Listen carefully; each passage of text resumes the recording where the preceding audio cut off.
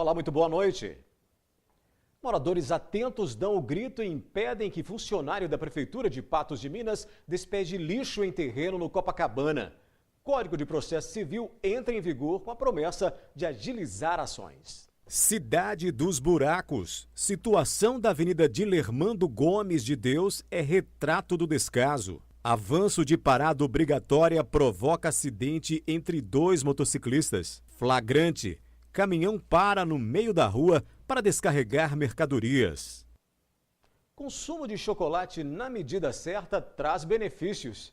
Domingo de Ramos marca o início da Semana Santa com intensa programação. Projeto de lei autoriza a distribuição e uso da pílula contra o câncer.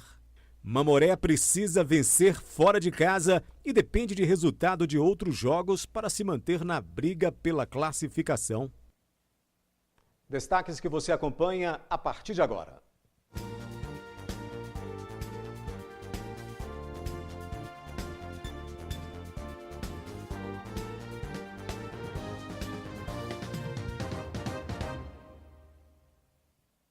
Com a proliferação do mosquito da dengue e as campanhas maciças para que cada um faça sua parte, a população tem se tornado vigilante e também intolerante a atitudes que não colaborem para acabar com a Aedes aegypti.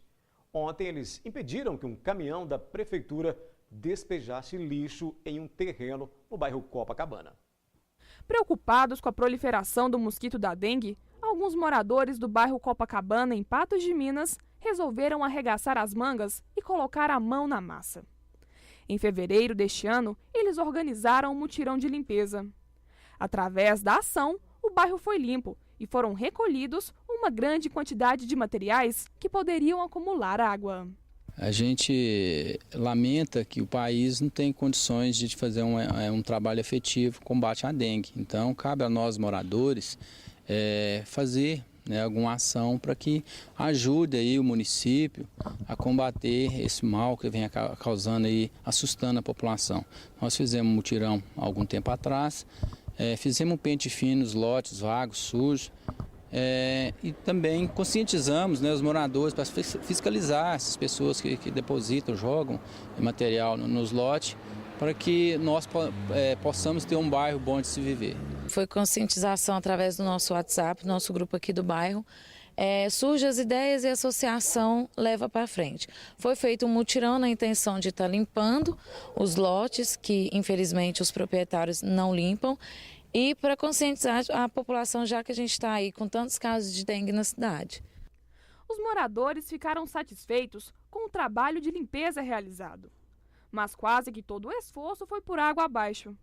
Na tarde desta quinta-feira, eles foram surpreendidos por um caminhão da prefeitura, que pretendia depositar lixo e outros materiais em um terreno localizado na rua Alberto Pereira da Rocha. O fato deixou a população indignada. Bom, foi por volta de 4 horas da tarde ontem. O caminhão da prefeitura chegou aqui no bairro. De acordo com o motorista, ele estava recebendo ordens do barracão. Ele ia descarregar uma caçamba que tinha todo tipo de lixo, inclusive um corpo de um cachorro. Então, assim, foi tirado fotos e no presente momento, dois vizinhos nossos impediram essa ação. Eles acreditam que as autoridades pretendiam transformar o terreno em um depósito de lixo a céu aberto. Nosso maior medo é esse, porque aquele lixão que estava no final da Padre Almir, houve uma luta muito grande para a gente tirar ele de lá. Então, o nosso medo hoje em si é isso, porque realmente, se não fosse impedido pelos nossos vizinhos, hoje a gente teria lixo aqui à mostra. Os moradores registraram a ação e até postaram fotos nas redes sociais. Eles relataram o acontecido às autoridades e esperam que a situação não se repita. É uma indignação, porque nós do bairro nós nos reunimos junto com a associação para fazer essa limpeza dos lotes, porque a prefeitura, infelizmente, ela está deixando muito a desejar. Então, assim, foram crianças, famílias que tiraram seu tempo para fazer essa ação. Então, quando você vê uma coisa dessa acontecendo, fica difícil, né, da gente tentar lutar todo dia e correr atrás, porque quem tinha que ajudar não ajuda e ainda atrapalha, então fica complicado. A denúncia chegou ao gabinete do Brás Paulo, foi acionado o CODEMA, né, a Ambiental e a Polícia Militar. E assim eu espero que seja feita alguma coisa. 2 motociclistas se envolveram em um acidente nesta sexta-feira em Patos de Minas, no bairro Vila Garcia. Um deles teria avançado a parada obrigatória. Mais um acidente foi registrado em Patos de Minas. 2 motocicletas colidiram no cruzamento das ruas São Pedro e Maria Rezende na manhã desta sexta-feira. Loraldino Miguel, de 58 anos, Natália Marina, de 20 anos e Jéssica Silva, de 22 anos, foram socorridos por uma equipe do SAMU e encaminhados ao hospital regional. Segundo testemunhas, a causa do acidente seria um avanço de parada obrigatória. Natália Marina e Jéssica Silva continuam em observação. Já Loraldino Miguel terá que passar por cirurgia. O trânsito de Patos de Minas já está complicado. Nos horários de pico, então, o motorista tem que ter paciência. Encontrar uma vaga de estacionamento no centro da cidade é outra tarefa difícil. E tem motorista que ainda colabora. As imagens feitas pelo celular nesta sexta-feira mostram um caminhão que, ao não encontrar uma vaga reservada no carga e descarga, parou no meio da rua Cesário Alvim, centro de Patos de Minas, para entregar mercadorias. Além da falta de estacionamento, o motorista do caminhão disse que não teve outra alternativa, já que havia um carro parado logo à frente e por conta de uma obra que impedia com tijolos e caçamba o tráfego de veículos no outro sentido, o caminhão não tinha como prosseguir. O trânsito ficou confuso no local e os outros motoristas tiveram que retornar. A seguir você vai ver que o Mamoré tem jogo difícil fora de casa neste sábado contra o Araxá. E mais, situação da Avenida Dilermando Gomes de Deus é retrato do descaso.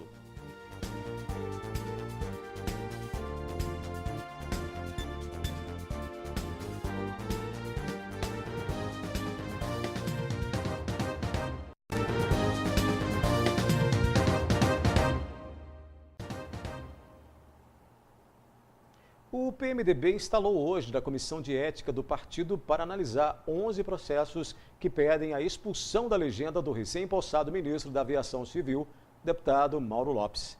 A decisão sobre o destino dele deve ser definida em 20 dias. A relatora do caso, Rosemary Rainha, que presidiu a Fundação Ulisses Guimarães no Distrito Federal, vai analisar os pedidos e, se considerar que deve dar prosseguimento, vai notificar o ministro na próxima semana para que ele se defenda no prazo de 10 dias úteis.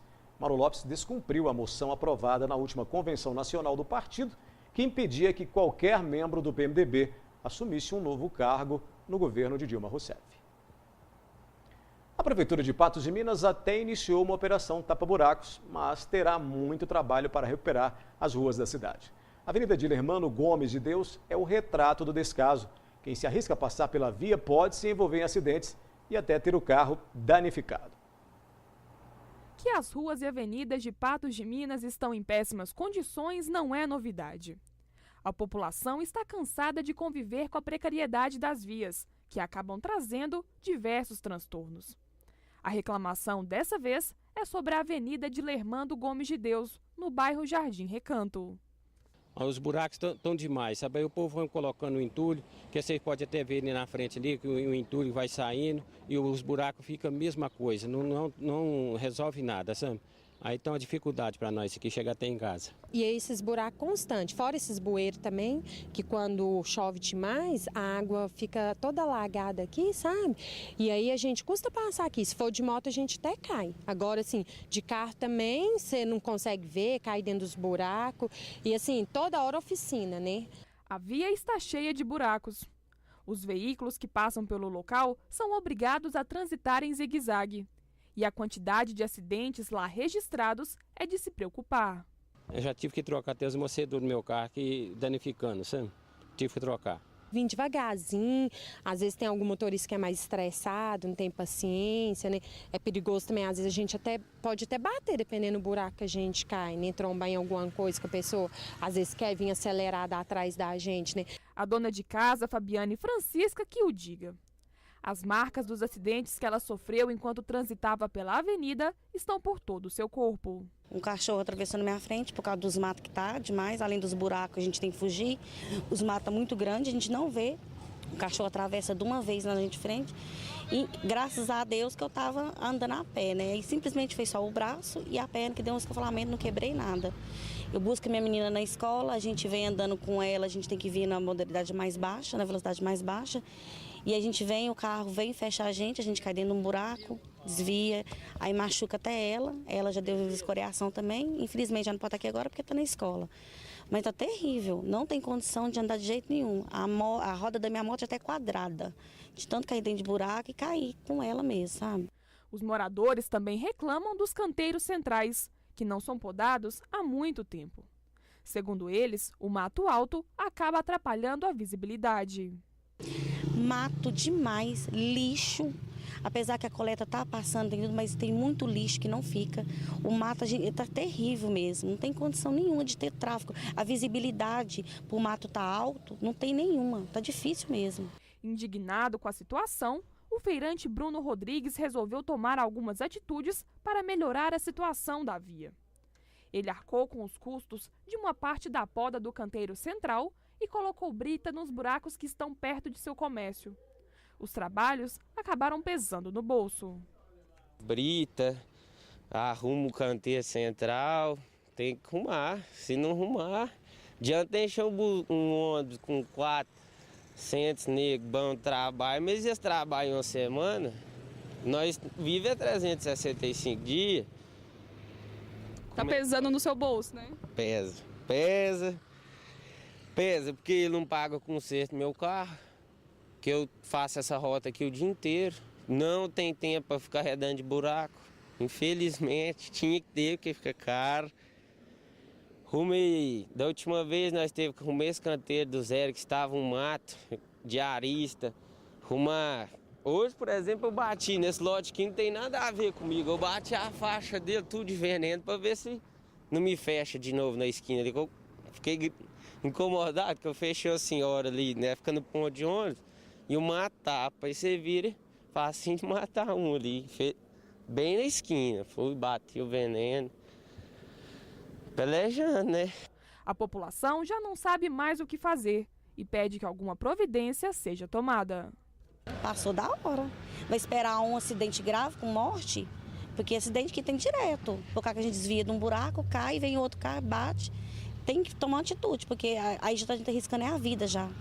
Aí, será que o prefeito e o secretário e os vereadores deviam passar nessa rua aqui para poder tomar providência para nós, ver o que podia fazer para nós? O prefeito disse que começou a arrumar essas ruas, eu não tô vendo nada não, porque aqui eles não deu nem notícia, não passa nem aqui na porta. E essa de Lermando é uma avenida principal, gente, todo mundo tem acesso a ela aqui, os bairros só vai crescendo para aqui, ele tem que dar uma solução para arrumar isso aí, eu acho, sabe? Para conseguir melhorar a qualidade de vida da gente aí que passa toda hora de carro, de moto, ou que seja a pé também, a gente tem que ter uma vista boa da cidade, né?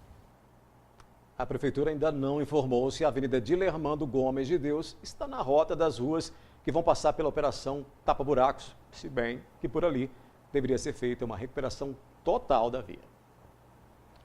Vamos mudar de assunto e falar de futebol. O Mamoré tem jogo decisivo neste sábado contra o Araxá, na casa do adversário. Para se manter na competição, o Sapo precisa vencer e torcer por outros resultados. A partida eletrizante contra o Uberaba, que terminou empatada em 3-3 no início da semana, vai pautar o comportamento do Mamoré em campo contra o Araxá no próximo sábado. A equipe esmeraldina precisa da vitória para se manter na briga pela classificação. Desde o início, esses meninos vêm se dedicando muito, com muita transpiração, muita dedicação durante os jogos. E esse jogo contra o Uberaba, a equipe que já estava classificada, nós tivemos uma postura boa, com intensidade, com autoridade, principalmente na segunda parte, e conseguimos fazer um bom jogo. Infelizmente o resultado positivo não veio, que seria a vitória, mas o empate também nos coloca em condições de estarmos brigando nessas duas partidas subsequentes, em busca da classificação. O técnico Wallace Lemos comandou um treino tático nessa quinta-feira, já pensando nas mudanças que terá que fazer no confronto contra o Araxá. Os jogadores do Mamoré reconhecem que a missão não é fácil. O Sapo precisa vencer os 2 últimos jogos e torcer por um tropeço do CAP e Uberlândia, mas todos estão confiantes. A gente sabe que agora a gente passa a não só depender só da gente, depende de outros resultados, mas a gente sabe também que a gente tem que fazer o nosso dever, que é vencer, mesmo fora de casa, diante de um adversário que é difícil, como o Araxá. A gente tem que fazer o nosso jogo e procurar o resultado, que é a vitória. Como o Araxá também precisa da vitória, a expectativa é de que o jogo seja aberto e nervoso. É um jogo de 6 pontos, onde que a equipe do Araxá também só resta um resultado para eles, né? Buscar a vitória. Então acredito que será um jogo de duas equipes ambiciosas, de duas equipes importantes do futebol mineiro, e a gente espera que possamos ter um desempenho bom e, consequentemente, que possamos trazer a vitória para Patos de Minas. A partida contra o Araxá acontece no sábado à tarde no estádio Fausto Alvim. É um momento delicado, é um momento que nós não podemos ter problemas nenhum, tanto na viagem, porque pode acontecer qualquer imprevisto na viagem, um atraso. Nós não podemos criar alguma situação desfavorável. Evidentemente que 140, 150 quilômetros não é longe, mas a responsabilidade do jogo, a situação do jogo, a meu ver, é que faz para que, se nós pudermos, tivermos as condições de ir um dia antes, para que esses jogadores possam estar bem tranquilos e preparados para o jogo diante do Araxá, que é uma grande decisão. Depois do intervalo, tem a previsão do tempo para este final de semana. E projeto de lei autoriza a distribuição e uso da pílula contra o câncer.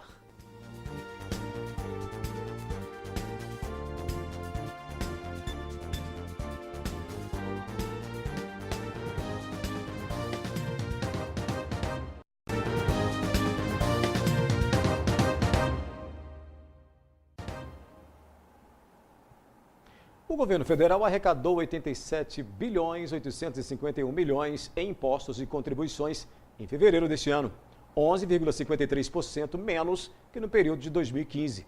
Esse é o pior resultado em 6 anos. Segundo a Receita, entre os principais fatores que influenciaram a arrecadação em fevereiro está a queda na arrecadação do imposto de renda, pessoa jurídica, e da contribuição social sobre o lucro líquido, um indicativo importante do setor produtivo.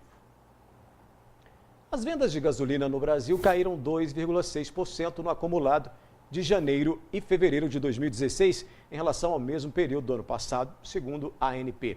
Já as vendas de etanol hidratado acumularam queda de 6,8% no primeiro bimestre deste ano, ante os 2 primeiros meses de 2015.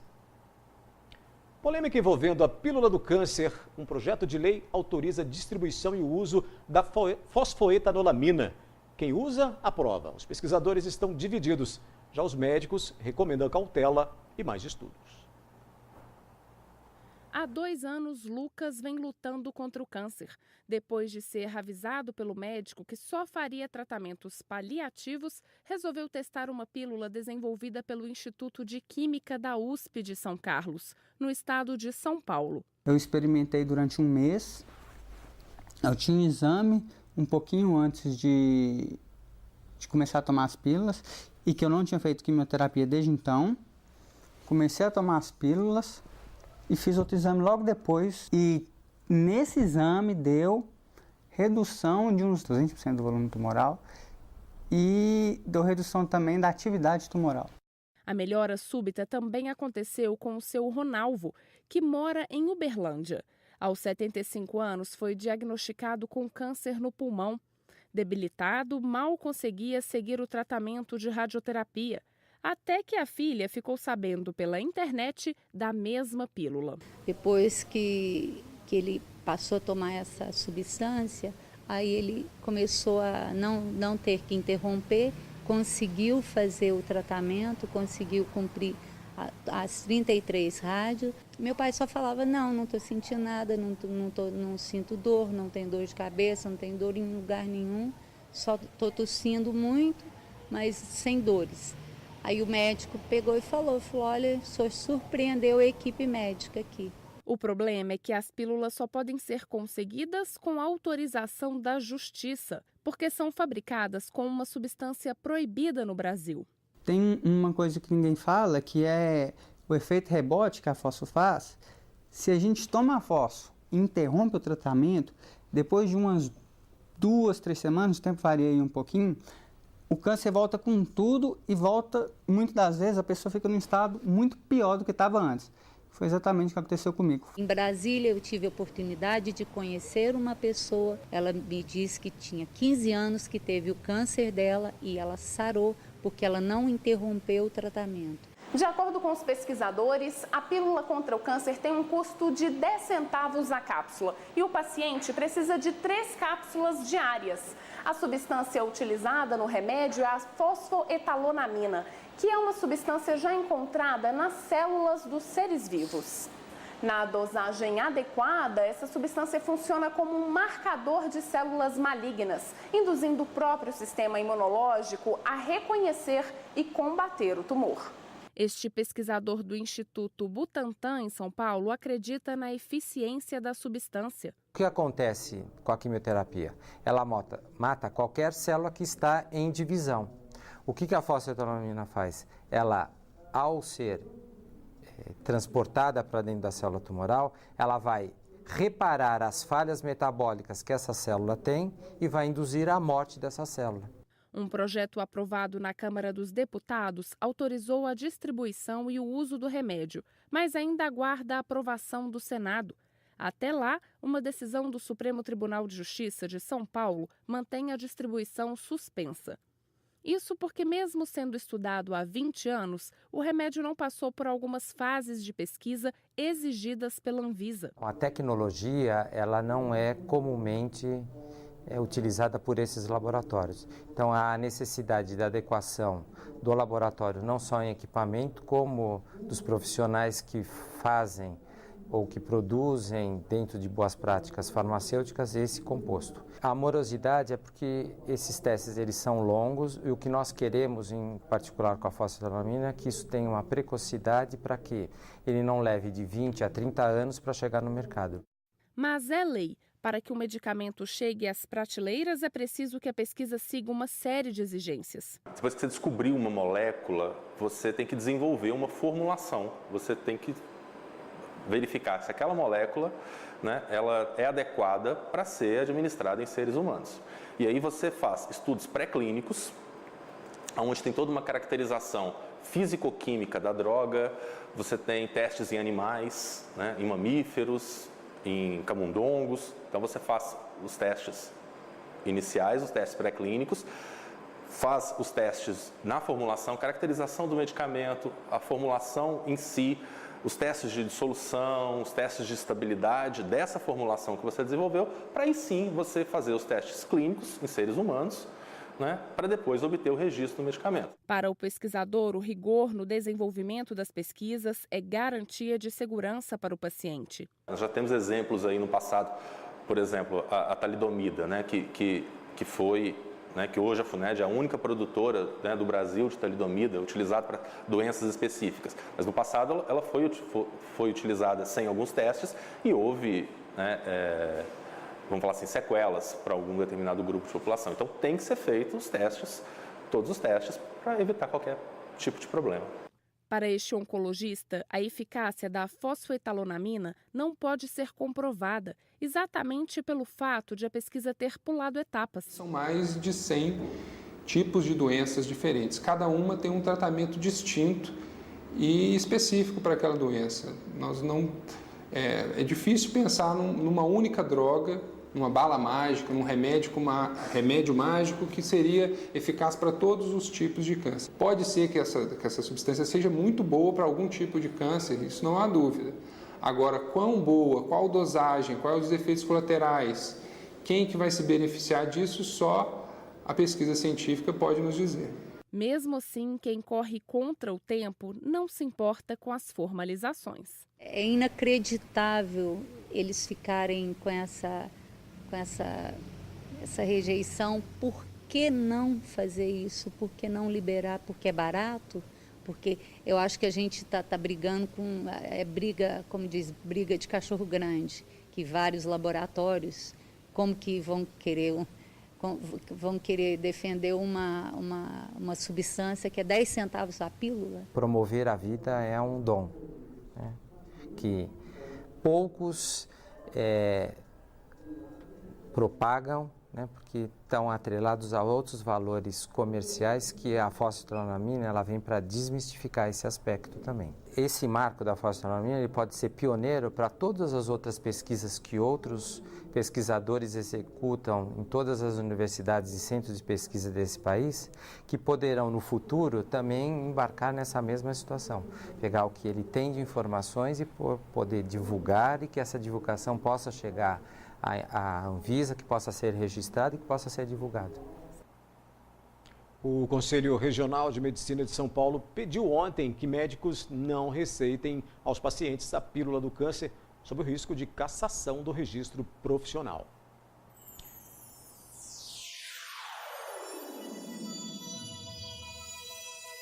Promoção! Compre seus óculos de grau, armação mais lentes e leve outra armação grátis.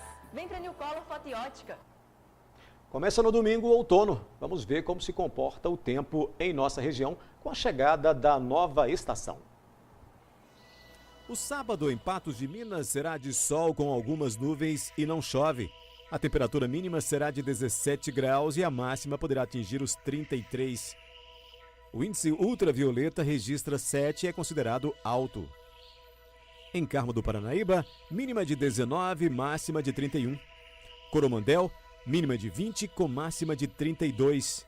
Em Lagoa Formosa, a temperatura mínima deve ficar na casa dos 18 graus e a máxima 33. Para São Gotardo e Presidente Olegário, as mínimas são de 17, com máximas de 33 graus.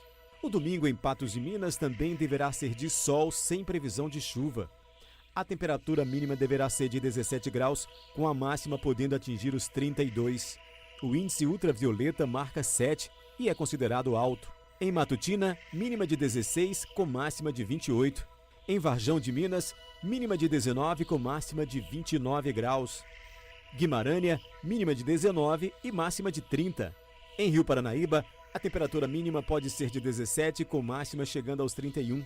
E em Lagamar, temperatura mínima de 22 graus, com máxima de 34.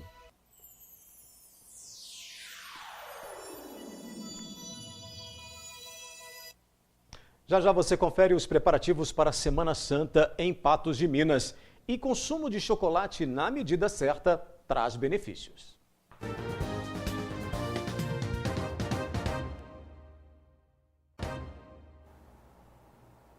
O Domingo de Ramos marca o início da Semana Católica, a Semana Santa para os católicos. A programação será intensa com atividades todos os dias. A Semana Santa se inicia neste dia 20 de março com o Domingo de Ramos, dia em que a entrada triunfal de Jesus Cristo em Jerusalém, pouco antes da sua paixão, morte e ressurreição, é lembrada. A data tem grande importância para a Igreja Católica. O Domingo de Ramos nos lembra a entrada de Jesus em Jerusalém, como ele foi aclamado pelo povo, como rei, como aquele que veio em nome do Senhor. Por isso eles apanhavam ramos e jogavam no caminho, as pessoas tiravam os mantos, jogavam na frente, ele montado em um jumento entrando na cidade. E lembra também a paixão que ele teve que suportar. Já lemos também durante a liturgia do Domingo de Ramos o Evangelho da Paixão, onde descreve toda a trajetória de Jesus sendo preso, sendo flagelado, crucificado, morto e depois a ressurreição. Na Catedral de Santo Antônio, o dia de orações do Domingo de Ramos tem início às 8 horas. Toda a comunidade está convidada a participar da celebração.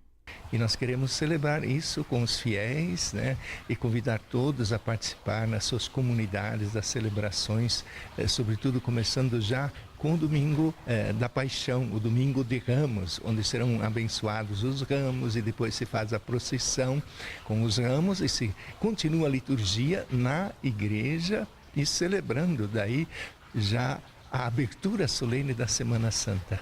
A paróquia de Santo Antônio também está se preparando para as celebrações que marcam toda a Semana Santa. No Domingo de Ramos, a gente convida as pessoas a participarem, a trazerem também ramos para serem abençoados, para levar isso para suas casas, que seja sinal também da bênção nas suas casas. E iniciar assim a Semana Santa, um espírito de meditação, um espírito assim de mais concentração. Durante a Semana Santa, nós temos momentos fortes. Tem o costume aqui, sobretudo, que se faz a celebração do encontro da Nossa Senhora das Dores com o Bom Jesus dos Passos, né? E na quarta-feira se celebra a liturgia do encontro de Jesus dos Passos com sua mãe, a Mãe das Dores. E já na quinta-feira nós temos às 9 horas da manhã a Missa do Crisma, onde se confeccionam os santos óleos, né? Onde o bispo, com todo o presbitério reunido e fiéis representando as paróquias e toda a diocese, nós abençoamos e consagramos os santos óleos. E depois, na ceia, na quinta-feira à noite, a ceia do Senhor, onde se celebra o memorial da Eucaristia, quando Cristo instituiu a Eucaristia e o sacerdócio. E na sexta-feira é um convite à reflexão, à contemplação do mistério da paixão de Cristo, e às 3 horas a cerimônia da celebração da paixão, da morte de Cristo. E geralmente na sexta-feira também se tem a celebração à noite, né, do procissão do Cristo morto. É uma devoção muito forte, com velas, as pessoas seguem, né, a imagem do Cristo morto, mas convidando para esperar a ressurreição. E no sábado, né, santo, à noite, na vigília, se celebra então a ressurreição do Senhor. Solene proclamação da ressurreição com canto do aleluia, do glória. É um momento muito forte na igreja. Quem não ama chocolate? E além de ser uma delícia, oferece uma lista de benefícios. Mas tem um detalhe: o consumo tem que ser moderado. Outra questão que faz a diferença é a quantidade de cacau na fórmula. Saiba mais com imagens de Gustavo Brito, na reportagem de Jéssica Andrade. Todo ano é a mesma coisa. Na hora de escolher o ovo de Páscoa para presentear alguém, sempre bate aquela dúvida. Com tantas opções, tipos, tamanhos e recheios, fica até difícil escolher qual é o melhor. A variedade hoje em dia, né, tanto em sabores, em valores nutricionais, em tamanhos e qualidades e marcas, aumentou muito, né? Para as pessoas que buscam mais saboroso, basta seguir o paladar. Mas para as pessoas que se preocupam com a saúde ou com o peso, é preciso levar algumas coisas em conta. O chocolate mais comum de todos, que é esses que tem brinquedo para criança, ele é ao leite. Então, ele é que tem o menor teor de gordura, porém ele tem o maior teor de açúcar. Por isso que ele é muito gostoso, é o mais saboroso. Os chocolates brancos são os que seriam os piores, por assim dizer, nutricionalmente falando. Mas também são muito gostosos e às vezes estão misturados com chocolate, às vezes até meio amargo, ou chocolate ao leite. E nós temos aqueles que são especiais para determinadas situações, com soja, sem lactose, sem açúcar, que são para pessoas com intolerância ou que são diabéticos. Você tem que prestar muita atenção, porque se você vai presentear para uma pessoa diabética, você tem que usar um chocolate sem açúcar. Segundo a nutricionista, além de ter um sabor tão agradável, o chocolate pode fazer bem à saúde. Ele é um antioxidante que ajuda nas doenças cardiovasculares, na depressão. Ele libera a serotonina, que dá o bem-estar à pessoa. Então, por isso que as mulheres gostam muito de chocolate na TPM. Ele é um efeito comprovado. O cacau é muito rico em magnésio, uma série de substâncias que ajudam, são minerais que ajudam no nosso dia a dia. Então, é um alimento muito rico. Mas não importa o tipo, o consumo deve ser sempre moderado e não deve ultrapassar 30 gramas por dia, pois é nessa quantidade que os benefícios do cacau são observados de forma mais intensa.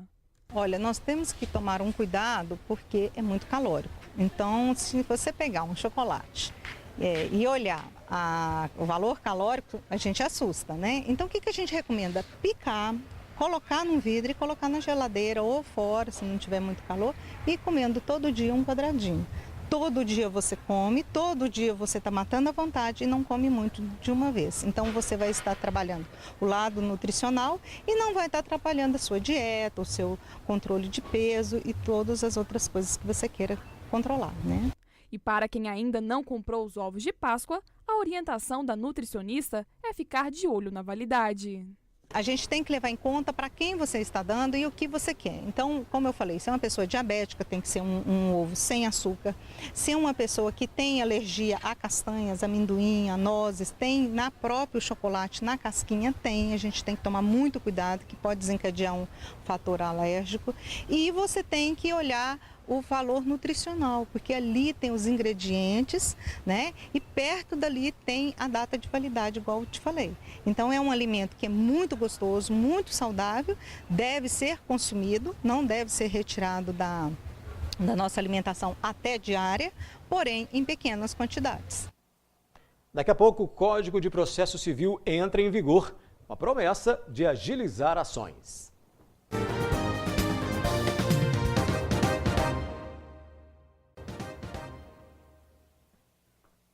Contrária à exigência do exame toxicológico para motoristas profissionais de caminhões, carretas e ônibus, a Associação Nacional dos Detrans anunciou que apresentará pedido de revisão da obrigatoriedade à Procuradoria-Geral da República e ao Supremo Tribunal Federal.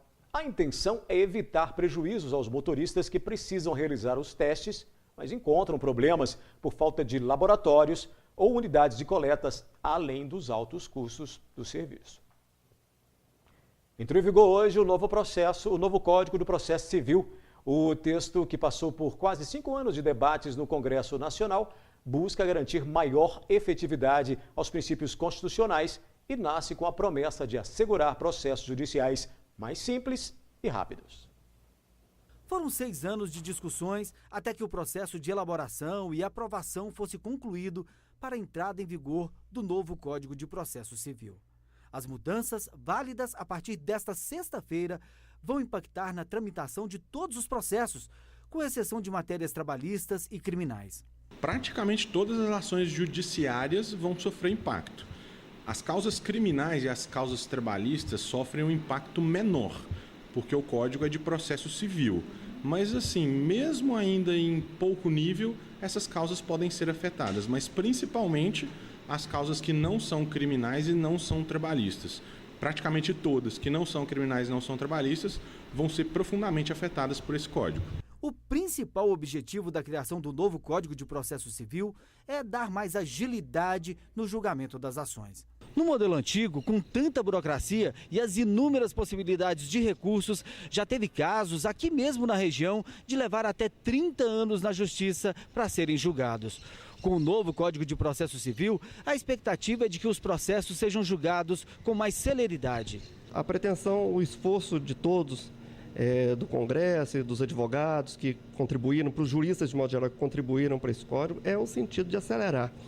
Não só de ter um tempo razoável de duração do processo, mas de melhorar também a qualidade da justiça que está sendo do final dos processos. O professor Luiz Varela explica ainda que o novo Código de Processo Civil prevê punições para quem atua para atrasar o trâmite de uma ação na Justiça. A quantidade de recursos diminuiu um pouco, não foi uma diminuição significativa, mas apesar dessa diminuição ter sido pouca em termos de números, aumentaram as penalidades para quem usa recursos de maneira indevida. Então, olhando de um ponto de vista maior sobre o código, a gente pode dizer que a quantidade de recursos pode diminuir porque as penalidades por recursos inúteis ou recursos protelatórios aumenta. Então, quem vai recorrer pode pensar 2, 3 vezes antes de fazer um recurso, se o recurso não for bem feito, porque ele pode ser penalizado. Além disso, o novo Código de Processo Civil vai tornar as discussões mais previsíveis. Isso significa que casos iguais terão decisões iguais. Uma das tendências do Código também é o estabelecimento de decisões igualitárias. Principalmente quando os tribunais superiores julgam determinadas causas, esses julgamentos dos tribunais superiores vão ter uma influência maior sobre as decisões das instâncias inferiores. Então vai existir uma tendência à uniformização, uma tendência a se igualar casos semelhantes para soluções semelhantes. E isso contribui para que evite-se de duas pessoas na mesma situação tenham resultados na justiça diferentes. Para o professor Luiz Varela, o novo código também vai fazer com que os juízes tenham mais cuidado na hora de julgar as ações. O código ele inspira os juízes a fazerem decisões mais caprichadas, vamos dizer assim.